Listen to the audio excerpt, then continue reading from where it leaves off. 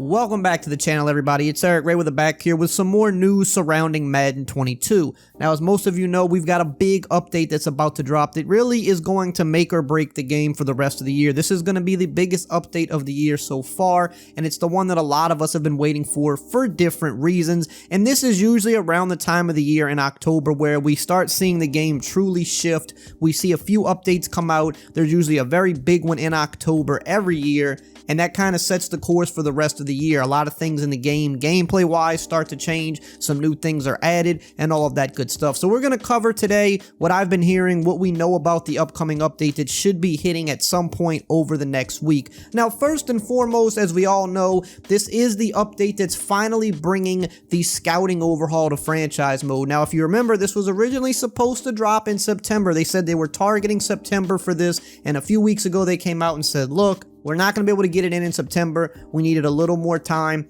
It's coming in the mid-October update, and that was a guarantee pretty much, whereas before they said they were aiming, they were trying to do it by September, but all of us took that pretty much as, hey, it's going to be in there in September because, you know, when you're selling the game, that's what people are going to naturally think. For the October update, they said flat out it will be in the October mid-update, which again, mid-October is next week. So that is kind of a huge thing for franchise mode. Franchise did get some things before the game came out, but this is kind of the biggest thing that really moves the needle. So if this drops and it is not good, then franchise mode players are going to be pretty pissed off and they probably won't play the game much the rest of the year. But if it's good and it is everything that it has been advertised to be and it launches with no problems, which is why I think they pushed it back to October, because they wanted to make sure that it would launch in the best state possible. Like everything else, you know, usually has bugs. They want to make sure, you know, if they launch this with bugs, that's going to be a huge thing. So hopefully it launches in a good state. That'll be big for franchise mode. You can expect that probably next week. Now,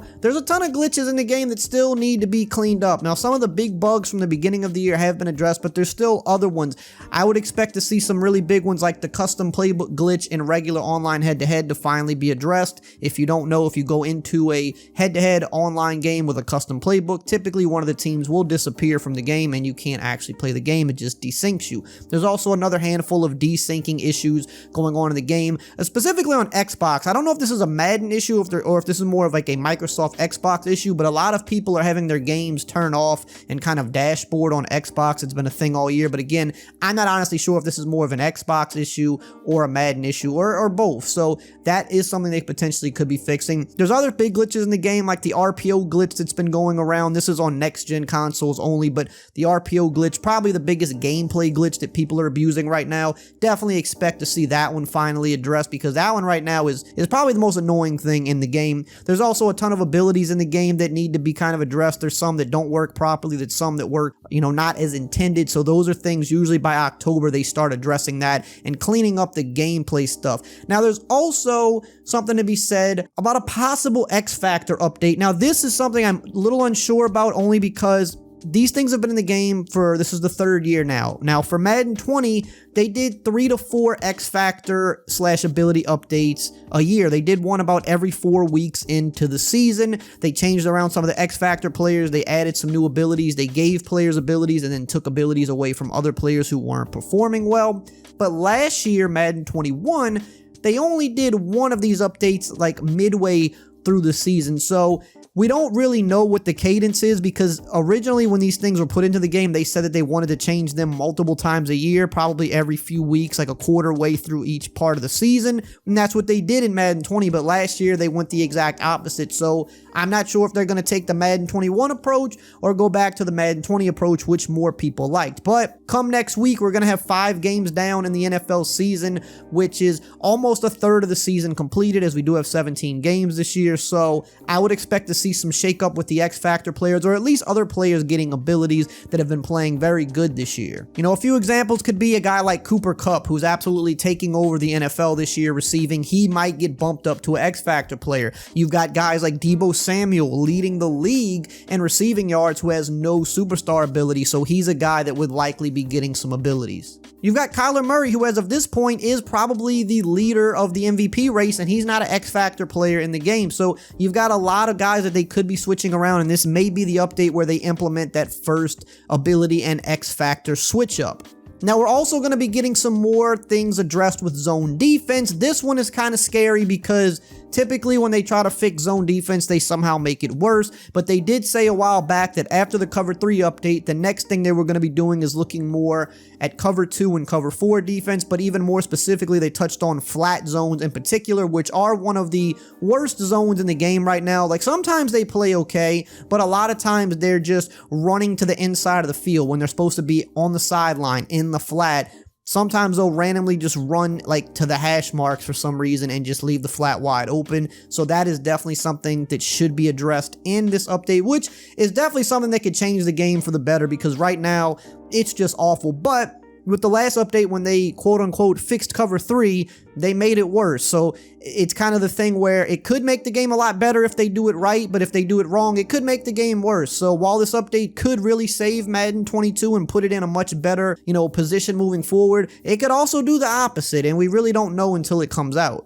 We should also be expecting some player likeness and even potentially some equipment update. They usually do this a couple of times a year.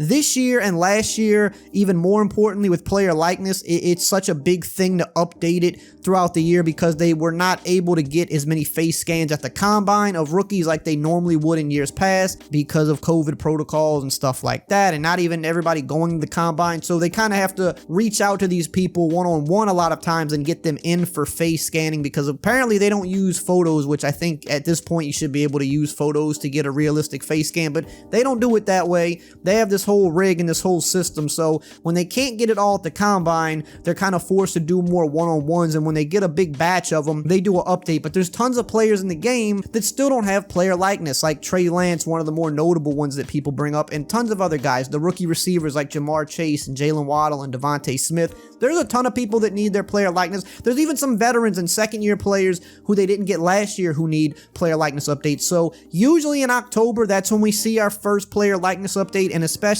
this year with them needing to put so many more in the game, I definitely expect a lot of those from what I'm hearing to be coming. And then when you talk about equipment, they've usually done 1 to 2 equipment updates a year the past few years, and before the game even launched this year, they talked about doing a lot of things with equipment. They talked about throwback uniforms, which they did update recently, but they talked about a potential number of other things in terms of cleats and gloves and sleeves and just all kind of things that people have been asking for. They said they're going to try to nail some of those during this year in post-launch, so October could be a time that we see that as well. And then of course we have playbook updates, something they did really well in Madden 20, didn't do so well in Madden 21, but they came back this year right out the gate when the game launched with a lot of things updated to playbooks, and they said they're going to try to get back on track with that this year. So again, October, typically when you get to this point of the year, that's when you see them implement a lot of the first updates for these types of things. We could be seeing some more plays and formations added to the game, although everybody's still going to run the same few formations anyway. But for the people that really like to experiment and mess with these things, it is fun to get them updated and added to the game. That's all for today. I hope you guys enjoyed this video. Check out these cool videos right here up on screen that I did recently. I think you'll really enjoy them, and I'll see you guys next time.